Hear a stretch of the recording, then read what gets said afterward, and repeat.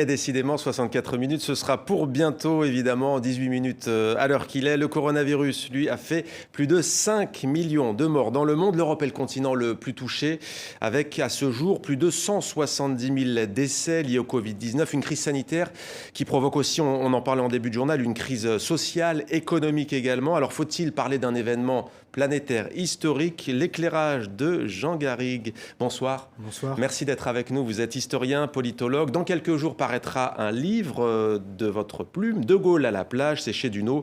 Un livre, pourquoi pas, au bord de l'eau, puisque c'est le nom de la collection, À la plage. Peut-être pour commencer, on a tout entendu au sujet de cette pandémie.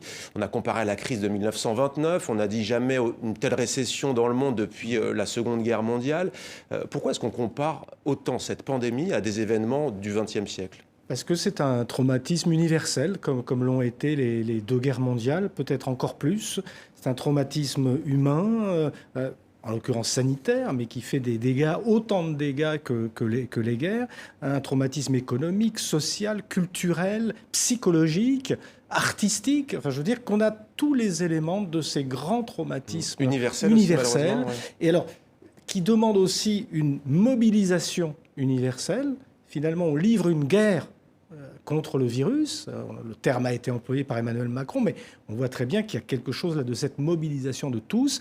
Et puis ensuite, il va y avoir ce qui suit les grands traumatismes, à savoir la manière dont on se reconstruit, la résilience, la manière dont on change de monde, parce que à la suite de chacun de ces grands traumatismes universels, notamment les deux grandes guerres mondiales, le monde a changé. Le monde a évolué. Et puisque vous avez cité Emmanuel Macron et ce fameux mot « guerre », on va écouter le président français. C'était le 16 mars très précisément, à la veille du premier jour du confinement instauré en France. Écoutez.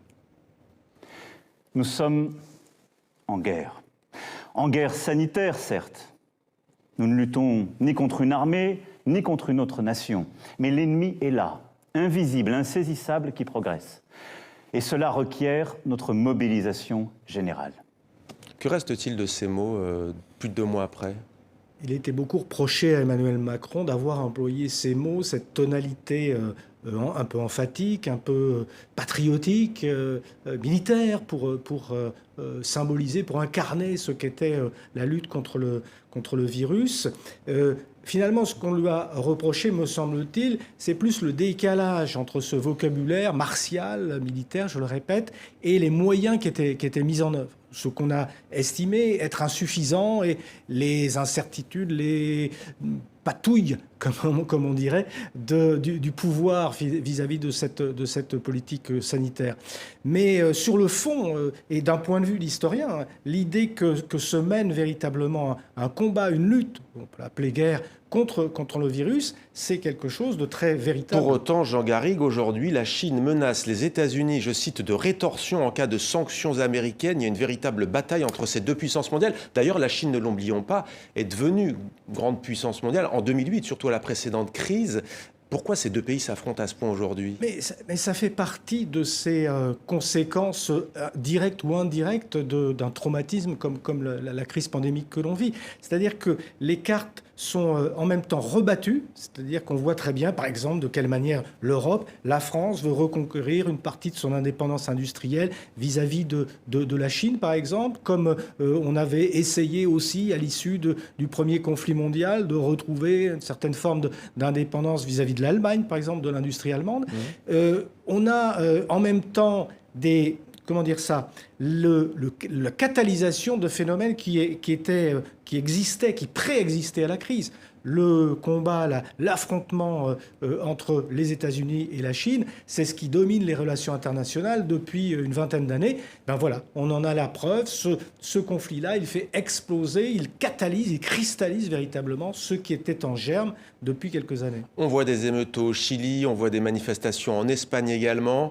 Est-ce que l'État-providence, notamment, et la nationalisation de certaines entreprises sera quasiment obligatoire pour éviter justement une lame de fond de mouvements sociaux? Écoutez, de la même manière qu'au lendemain de la Seconde Guerre mondiale, la plupart des pays industrialisés sont entrés dans une nouvelle phase de la démocratie libérale qu'on a appelé l'État-providence, plus protectrice, plus sociale. Il semblerait bien, qu'aujourd'hui, on soit dans la même dynamique.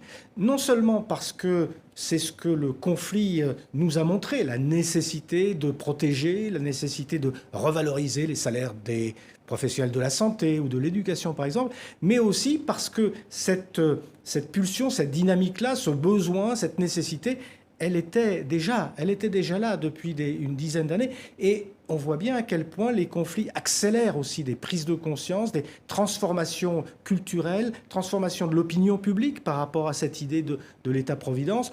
Donc c'est vrai qu'on se dit qu'aujourd'hui, et d'ailleurs même Emmanuel Macron l'a plus ou moins validé, l'a plus ou moins acté, il y a la nécessité de transformer notre écosystème socio-économique, de le transformer dans un sens plus protecteur.